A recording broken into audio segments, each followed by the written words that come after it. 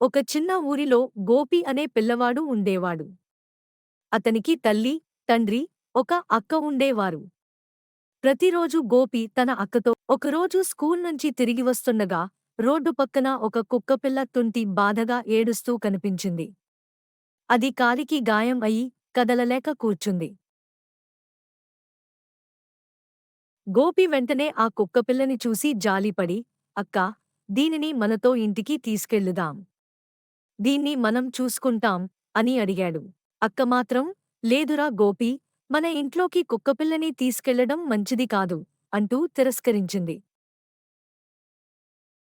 గోపి బాధగా ఏడుస్తూ ఇంటికి వెళ్ళాడు. అక్కడ తన తల్లిదండ్రులకు జరిగిన సంగతిని చెప్పాడు. తల్లిదండ్రులు అక్కను జాలిలేని హృదయంతో మోసుకెళుతున్నదిగా మందలించారు. కొడుకుని ప్రేమగా ఓదార్చారు. తరువాతి రోజు తల్లిదండ్రులు గోపితో కలిసి ఆ కుక్కపిల్లను తీసుకురావడానికి బయలుదేరారు. కుక్కపిల్లను ఇంటికి తీసుకువచ్చారు. గోపి ఎంతో ఆనందంతో ఆడుకుంటూ సంబరపడిపోయాడు. ఆ కుక్కపిల్లకు చిన్ని అని పేరు పెట్టాడు. అప్పటినుంచి గోపి, చిన్ని విడిపోని స్నేహితులయ్యారు.